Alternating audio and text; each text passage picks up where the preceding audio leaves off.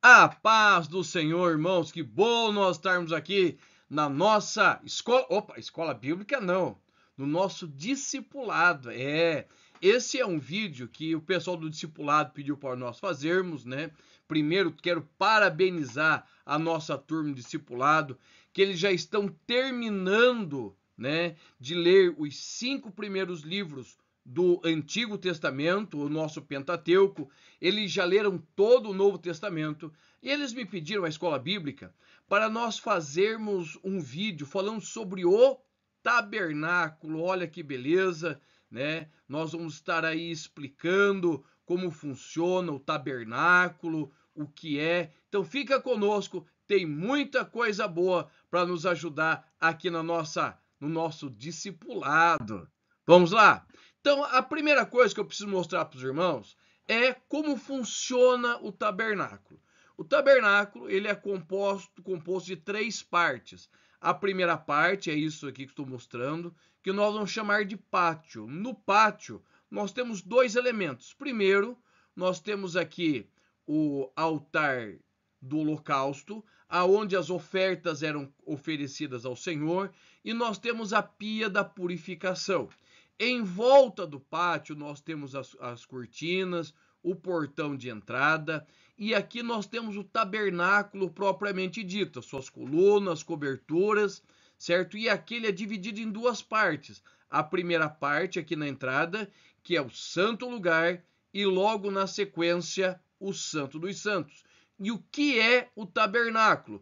Êxodo capítulo 25, versículo 8, vai nos dizer bem assim: e me farão um santuário, tabernáculo, e habitarei no meio deles. Ou seja, é um lugar de manifestação, um lugar onde o Senhor se apresentava para o seu povo. O nosso próximo slide, nós vamos trazer essa ideia da divisão do tabernáculo, certo? Da tenda propriamente dita. Veja bem, nós temos 2 ambientes dentro do tabernáculo, dentro da tenda. Este primeiro ambiente, onde estou mostrando aqui, nós vamos chamar de santo lugar. E aqui atrás, tá vendo? Uma partinha aqui atrás, é o santo dos santos.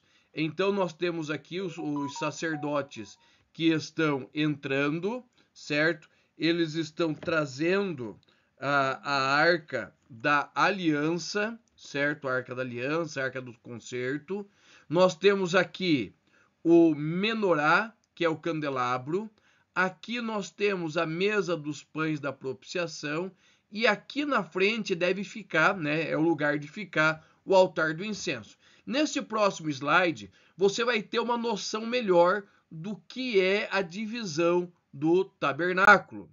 Veja bem, toda essa parte aqui, cor de creme, né, é o pátio exterior, pátio exterior. Nós temos aqui o portão, a entrada. O primeiro objeto, nós vamos encontrar o altar do sacrifício. O que nós oferecemos aqui no altar do sacrifício? Primeiramente, os cordeiros, que era a oferta de pecado, certo? Que todo israelita trazia uma vez por ano na Páscoa, para simbolizar a sua entrega diante do Senhor, a remissão dos seus pecados, né? Nesse pátio, ó, um detalhe aqui.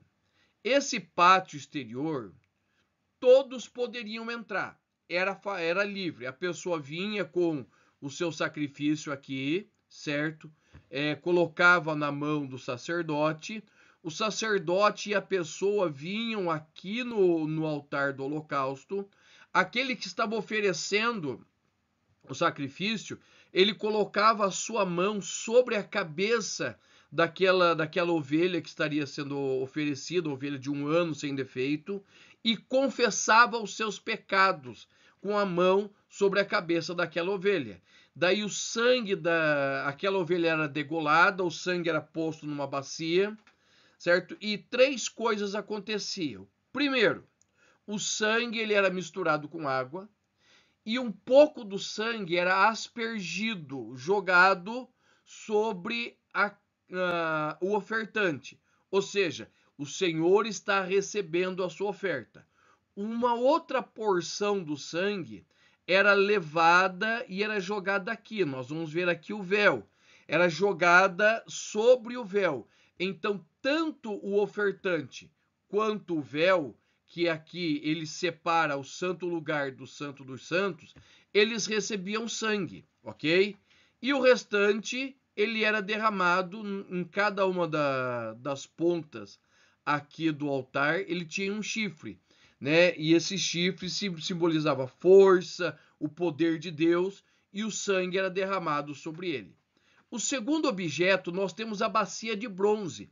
A bacia de bronze é literalmente, nós vamos ter uma figura mais clara dela, mas uma bacia que era usada para purificação. Por quê? Veja bem, o sacerdote está mexendo aqui. Ele está degolando o animal, vai abrir, tirar a pele, tirar as vísceras. Então é um lugar muito sujo, é um lugar que cheira mal. E para adentrar na presença de Deus, precisa estar limpo. Então o sacerdote tomava, e ele, depois do sacrifício feito, ele ia até a bacia de bronze, ou a pia de purificação, e ele lavava-se ali, certo? Nós não podemos ver o detalhe, mas tinha uma canequinha, porque ele não poderia pôr a mão dentro da água que iria contaminar, mas tinha uma canequinha que ele se lavava, certo? Se purificava para entrar aqui. Aqui nesse santo lugar, somente os sacerdotes. Nós vamos ter 3 níveis de obreiros trabalhando aqui. Os levitas, que trabalhavam em toda a região do templo, do tabernáculo, aqui para fora, eles eram responsáveis por toda a organização. Aqui seriam somente os sacerdotes que entrariam, oferecer incenso, os pães, acender o candelabro, mas o sumo sacerdote, que era somente um que existia e durava toda a sua época de vida, só ele poderia entrar no Santo dos Santos uma vez por ano, tá? Então aí, só para você ter uma ideia, porque nós vamos explicar melhor isso no decorrer dos nossos slides, tá bom? A primeira coisa que nós vamos ver com mais detalhes é a questão das cortinas do átrio. Veja bem, estas são as cortinas do átrio. Esta é a porta e essas são as cortinas. A cortina ela tem um detalhe, elas eram brancas, certo? Estes postes, eles tinham a base de ouro, de cobre, eles eram de ouro e aqui em cima o seu capitel era de prata, tá? Por que era branco? Para indicar o caráter daquele que habitava no meio do povo. Ou seja, a cortina, ela fazia a separação entre o povo e Deus, certo?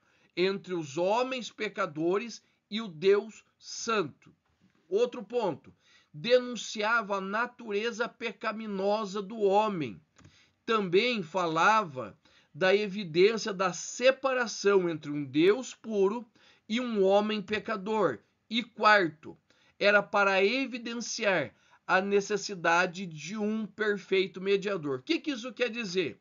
Que esta cortina é exatamente o que o profeta Isaías fala, que os nossos pecados fazem separação entre nós e o nosso Deus. E somente através de Jesus Cristo, o nosso Cordeiro Imaculado, é que nós podemos ter acesso à presença do Senhor. Nós temos também a porta do tabernáculo, certo? E é bem interessante que esta porta só tinha uma entrada, não tinha aqui no fundo nem na lateral, somente uma entrada. Você já lembrou de um versículo, né? Nós vamos falar dele daqui a pouco.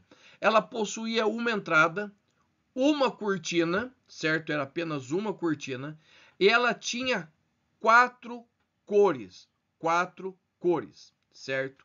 Somente, e é bem interessante isso, que somente Moisés, certo? Que era o líder do povo, Arão, que neste período era o sumo sacerdote, os seus filhos, que eram os sacerdotes, e a tribo de Judá, que ficavam aqui na porta do tabernáculo.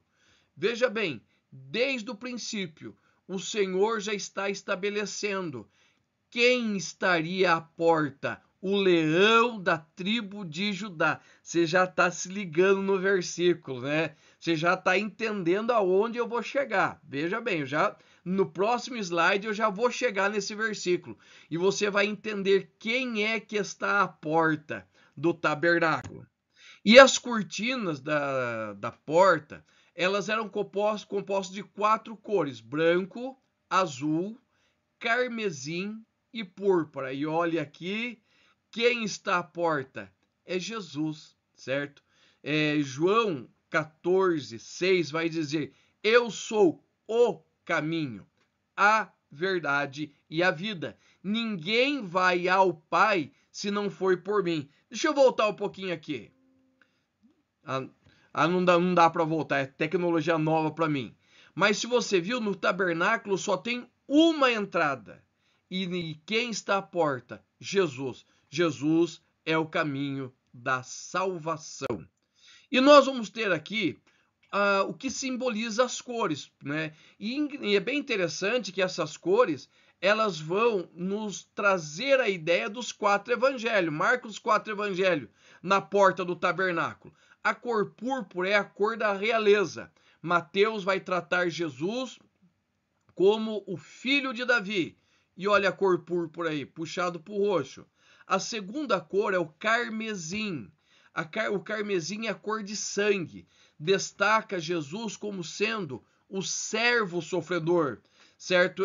Não tem genealogia e ele é destacado como servo. Olha, uma cor vermelha, vermelho sangue. A terceira cor é o branco. O branco fala de pureza. Lucas vai trazer essa ideia de Jesus sendo o homem perfeito, o varão perfeito. Então nós temos a cor branca. E a quarta cor, nós temos o azul. O azul lembra o céu. O Evangelho de João, ele vai falar sobre a divindade de Cristo. Eu vou dar um conselho para você. Não sei se você já assistiu, mas tem uma série chamada The Chosen, Os Escolhidos. Essa série The Chosen, ela fala sobre os discípulos de Jesus, vai trazer Jesus na história também. E é muito interessante quando na série eles tratam de João escrevendo o seu evangelho. Então vai lá, procura lá no YouTube, procura The Chosen, certo? E você vai ver que coisa mais linda é a história de Jesus contada nesse texto. E o azul, temos aí a cor dele. Agora nós vamos tratar sobre os materiais que foi feito todo o tabernáculo e o mobiliário do tabernáculo. O primeiro material, nós vamos falar sobre a madeira de acácia, certo? A madeira simboliza a nossa humanidade, a humanidade de Jesus.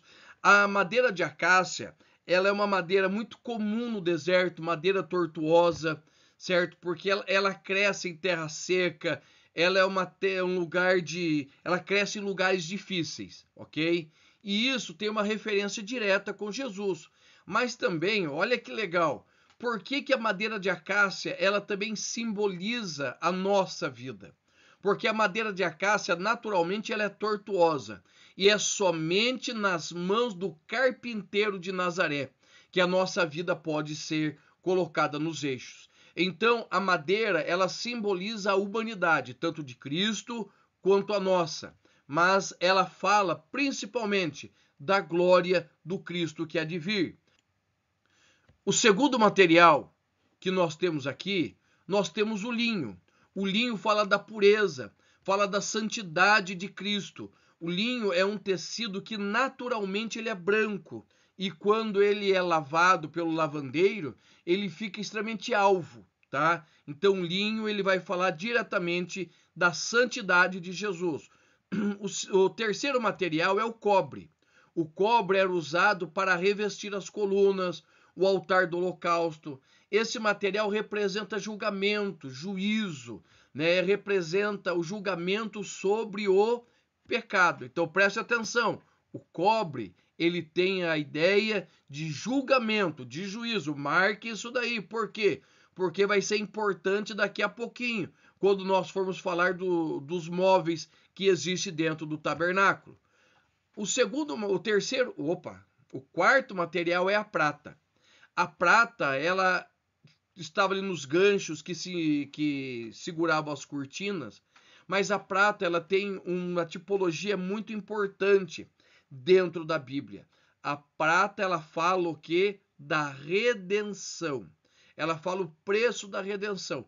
Todo israelita precisava pagar 2 gramas de prata por ano pela sua alma, certo? 2 gramas de prata por ano pela sua alma. E o ouro, ele vai refletir, vai trazer a ideia da glória de Deus. Olha que simboliza a glória de Deus, sua realeza, sua divindade. Você vai ver que tem muita coisa de ouro, de prata dentro do tabernáculo, porque os dois simbolizam a salvação, a redenção, simboliza o preço da nossa alma. Então é muito importante nós olharmos para o tabernáculo desta forma. E aí nós vamos ter exatamente os móveis do nosso tabernáculo. Lembra que eu falei que quando você passa pela porta, o primeiro elemento que você vê é o altar do holocausto? O altar do holocausto, para você ter uma noção, ele é uma grande churrasqueira, certo? Vamos colocar assim, o altar do holocausto é uma grande churrasqueira, que o animal era colocado aqui e literalmente ele era assado, entendeu? Porque o Senhor não recebia nada cru. Então ele era feito de madeira de acácia, revestidas de bronze. E em seus 4 cantos haviam chifres. Lembra que eu falei que se derramava sangue sobre esses chifres? E esses chifres simbolizam o poder de Deus para purificar, queimar o pecado. Esse altar, ele era importante por quê? Porque o seu fogo não se apagava, certo? O Senhor acendeu o fogo e o seu fogo não se apagava.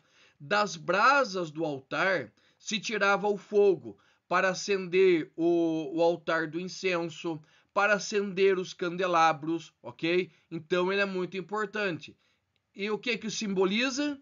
Ele vai simbolizar para nós a cruz, Calvário, aonde Cristo foi crucificado. Nós temos também, né, e eu já falei dela, nós temos a pia da purificação, tá?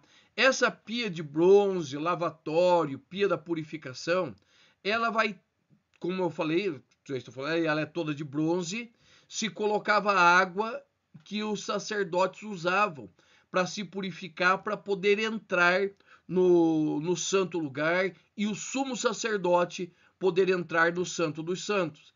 Ele representa a purificação, o início da santificação. O que nós precisamos entender, certo? Que a santificação, ela é um processo que começa no dia que nós aceitamos Jesus e ele vai perdurar por toda a nossa vida. Vou dar um nó na tua cabeça agora.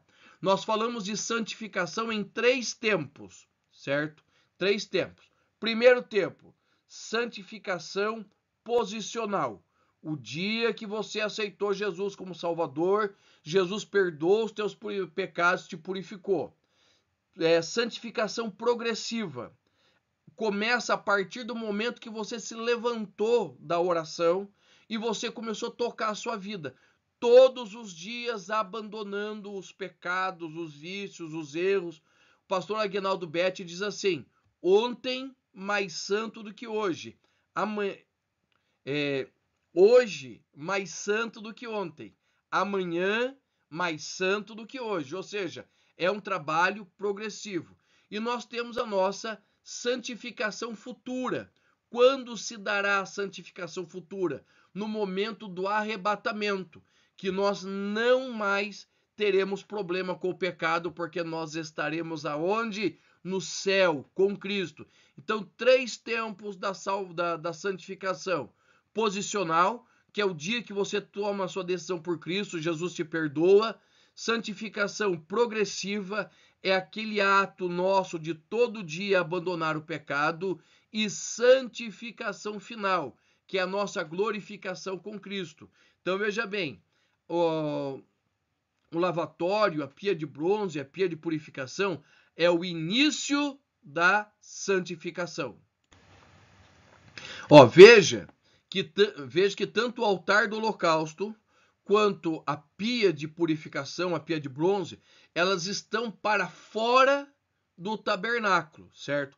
Agora nós iremos entrar lá no tabernáculo e eu vou mostrar os 3 primeiros móveis que tem lá e vai ser muito interessante. Vamos lá? O primeiro que nós vamos encontrar, nós chamamos de candelabro. Você entrando ali no tabernáculo, ele vai estar aqui do teu lado esquerdo, certo? Aqui do meu lado esquerdo, certo? O teu lado direito, do lado esquerdo. Agora deu um nó na cabeça aqui, do lado esquerdo, tá? Esse móvel, olha aqui, ele tinha 7 lâmpadas, certo? 7 velas. Ele era feito ele tinha 7 lâmpadas. Lembra antigamente quando nós fazíamos lampião de querosene, que tinha pavio, tudo? É isso daqui, entendeu? Aqui embaixo é o reservatório de óleo e aqui dentro sai o pavio, certo? Sai o pavio, cada um tem um pavio e eles são acesos. Isto representa Cristo como a luz do mundo, o único objeto que trazia luz dentro do tabernáculo era o candelabro. Por quê? Porque é Cristo que ilumina a escuridão do mundo. Nós não podemos viver no mundo sem a luz de Cristo.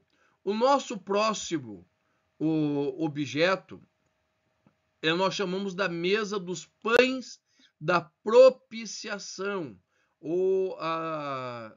Essa mesa dos pães, você entrando, ela ia estar do teu lado direito, certo? O candelabro está no lado esquerdo e as mesas estão do lado direito. Olha que interessante. Nessa mesa aqui, ó, essa mesa, essa mesa ela é revestida de ouro, ela é de madeira de acácia, é revestida de ouro. E se você ver aqui ela tem a representação de 12 pães. 6 pães de um lado, 6 pães de outro lado. E o que simbolizam esses 12 pães? Esses 12 pães simbolizam a nação de Israel, certo? É a referência da nação de Israel na presença do Senhor. Eles sendo propícios ao Senhor, tá? E olha que legal. Toda semana, os sacerdotes, eles iam e atendiam esses pães, para não estar embolorado, nada, esses pães não tinham fermento, né? E o que acontece? Toda semana, todo sábado, esses pães eram trocados. E o que acontece? O sacerdote, ele precisaria comer esses pães na presença de Deus, simbolizando que o sacerdote, ele levava os pecados do povo, ele levava o povo à adoração. É o serviço do sacerdote estar trabalhando e cuidando dos 12 pães que simbolizavam as 12 tribos, certo? Hoje, estes pães simbolizam quem? Cristo. Cristo que é o pão da vida, que veio dos céus, certo? Então, esse é a mesa dos pães da propiciação. Agora, olha que móvel interessante aqui. Nós chamamos esse móvel de altar do incenso, certo? Literalmente. Sabe aqueles incensos? Hoje é uns pauzinho que tem um cheirinho agradável, tá? Naquela época também já se usava muito incenso. Só que esse era um incenso especial, feito exclusivamente para o Senhor. Então ele era feito de madeira de acácia também, revestido de ouro, havia 4 chifres, era um incenso especial. E esse incenso ele era queimado continuamente na presença do Senhor. Porque lembra que eu mostrei para você lá no nosso terceiro ou quarto slide? O candelabro à esquerda, os pães da propiciação à direita, e bem na frente ali da cortina, né, que dividia o Santo dos Santos do Santo Lugar, tinha esta peça aqui, certo? Que é o altar do incenso. Aqui em cima se colocava incenso e se colocava fogo. e aquilo enchia todo o ambiente, principalmente no dia da Páscoa, quando o sumo sacerdote ele iria entrar na presença do Senhor. Algo muito importante acontecia. Eles colocavam tanto incenso aqui que o tabernáculo se enchia todo de incenso, ele ficava todo cheio da fumaça do incenso. Então o homem poderia entrar na presença de Deus. Apocalipse capítulo 5, versículo 8, também Apocalipse capítulo 8, vai dizer para nós que esse incenso simboliza a oração do povo de Deus. Ou seja, olha que legal, para nós podermos entrar na presença de Deus, o nosso ambiente, a nossa vida, o nosso coração precisa estar cheio de incenso, precisa estar cheio de oração. E esse incenso, ele representa a intercessão de Cristo na glória. Nós temos aí Salmo 141, verso 2, todos eles simbolizam as nossas orações como incenso. Vamos falar do véu agora? Este véu aqui, ele fazia a separação, ó. Aqui é o santo lugar e aqui é o santo dos santos. Aqui, bem aqui na frente, ó, onde está o meu cursor brilhaninho, o altar do incenso devia estar. Aqui deveria estar o candelabro e aqui a mesa dos pães da propiciação. Este véu, ele fazia a separação, certo? Separação entre a santidade de Deus e o homem. Somente o sumo sacerdote, uma vez por ano, poderia adentrar aqui. Por quê? Porque aqui atrás tinha o objeto mais sagrado, que é a Arca da Aliança. Então o véu, ele vai falar sobre a separação entre a igreja e o céu. Mas Mateus capítulo 25, capítulo 27, versículo 51, vai dizer que o véu foi rasgado de alto a baixo. Mas não pense que este véu era uma cortina tipo essa que a gente tinha de casa. Os historiadores contam que esse véu ele tinha cerca de 15 centímetros de largura, 15 centímetros de pano tecido, 15 centímetros, era muito grosso. E ele se rasgou do alto a baixo, ou seja, na morte de Cristo, a separação entre nós e Deus foi totalmente tirada. E nós chegamos agora aonde? Na Arca da Aliança. A Arca da Aliança é algo muito especial. Por quê? Porque a Arca da Aliança, ela simboliza a presença de Deus no meio do povo. Tá vendo aqui esses dois? São duas representações de querubim, e é entre os querubins que o Senhor se manifesta. Nós temos aqui a arca e essa parte de cima, como uma tampa com os querubins em cima, nós chamamos de propiciatório, tá? Então era somente sua tampa, o propiciatório era de ouro puro. Havia sobre a tampa 2 querubins com asas abertas. Somente uma vez por ano o sacerdote entrava no Santíssimo. A arca simbolizava a presença de Deus no meio do povo. Então esta arca aqui, ela era toda de ouro, coberta toda de madeira, coberta de ouro. E ela simboliza a justiça de Deus e a presença de Deus. E essa arca, irmãos, ela era tão sagrada, que ninguém podia ver a arca. Quando eles iam desmontar a arca, é um processo que nós podemos explicar uma outra vez, as cortinas elas eram derrubadas em cima da arca e ela era envelopada para os sacerdotes poderem pegar somente nessas alças aqui, que eles deveriam carregar no ombro, certo? Não era em carro de boi, não era em carriola, era no ombro, tá bom? Então isso simboliza a presença de Deus no meio do povo. E para nós encerrarmos, o significado espiritual, olha que coisa mais linda, olha que imagem mais linda. A cruz de Cristo, ela simboliza a expiação do Senhor, certo? A sua morte no altar do holocausto, a purificação, o Senhor sendo a luz do mundo, o pão da vida que nos alimenta, aquele que intercede por nós e aquele que é cheio de toda a glória, né? Então nós temos aqui Jesus representado no Evangelho de João, também na Epístola aos Hebreus. Nós temos Jesus como nosso propiciatório, nosso mediador, sustentador, guia. Nós temos o Senhor como nosso purificador, nosso redentor, tá? Irmãos, eu espero ter ajudado você, certo, a compreender mais sobre todo esse mundo novo que é a Bíblia, certo? E qualquer dúvida, nós estamos sempre à disposição, tá bom? Deus abençoe e a paz do Senhor.